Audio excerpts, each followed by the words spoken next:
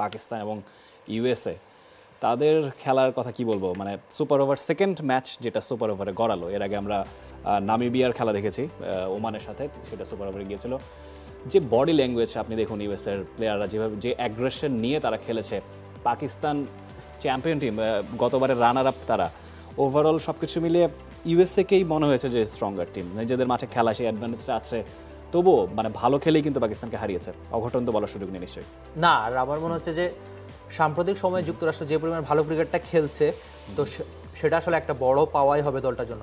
আর আরেকটা ব্যাপার হচ্ছে কি, মানে আমরা জানি যে ইঞ্জিনিয়াররা সাধারণত মানুষের স্বপ্ন গড়ে, আর এখানে সৌরভ নামে যে ভারতীয় বা মানে আসলে ভারতীয় বংশোদ্ভূত ইন্ডিয়ান, সেই ইঞ্জিনিয়ার আসলে মনে হচ্ছে পাকিস্তানের স্বপ্ন একেবারে ভেঙে দিয়েছিল। গ্রাম পটাটা চিপস নাকি বিস্কুট খেয়ে বুঝে নাও।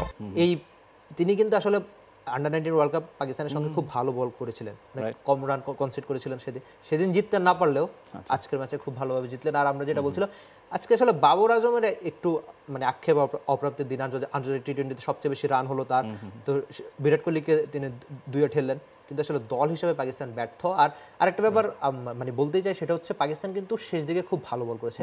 প্রথম 10 ওভারে আসলে তারা কম রান করার ফলেই ম্যাচ থেকে ছিটকে যায়, কিন্তু 16, 17, 18 ওভারে বা এমনকি লাস্ট ওভারের আগের ওভারটা মোহাম্মদ আমির খুব ভালো বল করেছিলেন, কিন্তু শেষ ওভারে আসলে 14 রান কনসিড করে হারিস আসলে ম্যাচটা একেবারে ছিটকে দেয় পাকিস্তানের কাছ থেকে। এটা আসলে উইয়ার্ড আমার কাছে কিছুটা, কারণ পাকিস্তানের যে পেস বোলিং অ্যাটাক ওয়ার্ল্ডে ওয়ান অফ দ্য বেস্ট, সেখানে আপনি সৌরভ নেত্রাওয়ালকারের কথা বলছিলেন, আলী খানের কথা বলছিলেন, তারা ডমিনেট করলো, এই জায়গাটা একটু ব্যতিক্রম। এবং সৌরভ নেত্রাওয়ালকার, তার কথা আরও একবার বলতে হচ্ছে, সুপার ওভারেও তিনি বল করেছেন, 4 ওভার 18 রানে 2 উইকেট দিয়েছেন মেইন ম্যাচটাতে। ওভারঅল ইঞ্জিনিয়ার এমএল তো বলছিলেনই, তিনি কিন্তু আসলে খেলার সূত্রে কিন্তু ইউএসএর সিরিজের পাননি, তিনি কর্মসূত্রে সেখানে গিয়েছেন, স্কলারশিপ নিয়ে তিনি কর্নেল ইউনিভার্সিটিতে পড়েছেন।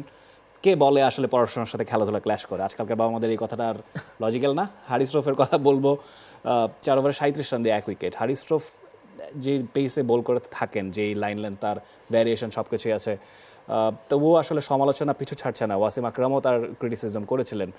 হারিস রফের এই তার যে কামব্যাক, সেটা নিশ্চয়ই জরুরি পাকিস্তানের জন্য বাকি ম্যাচগুলো জেতার ক্ষেত্রে। অবশ্যই আমার তো হুট করে একটা ঘটনা মনে পড়লো, হারিস রফ খুব সম্ভবত আমাদের এখানেও এসেছে, রাইট, এই জায়গাটাও এসেছেন। তার মানে হারিস রফ মাঠে ক্রিকেটের একটা কামব্যাক করুক, সেটা বোধহয় আমাদের সবার চাওয়া। তিনি কিন্তু বাংলাদেশের বিপিএলটা খেলেন, তার মানে তিনি অন্তত ভালো ক্রিকেটটা খেলুক, মাঠে ফিরুক, সেটা চাওয়া। তবে আরেকটা ব্যাপার হচ্ছে, কিন্তু সুপার ওভারে মোহাম্মদ আমির যে ধরনের বোলিং করবে আমি আশা করেছিলাম সেটা করেনি। 3টা ওয়াইড দিয়েছেন, আবার সেই 3 ওয়াইডে পাকিস্তানি ফিল্ডাররা অনেক এক্সট্রা রান কনসিড করেছে, তো ওই 3টা ওয়াইডের ফলে বোধহয় পাকিস্তানের সবচেয়ে বড় কাল হলো, আর ম্যাচটা হলো তার।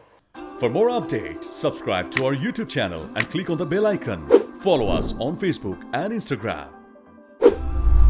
Download T-Sports app to enjoy exciting games and highlights. Visit tsports.com.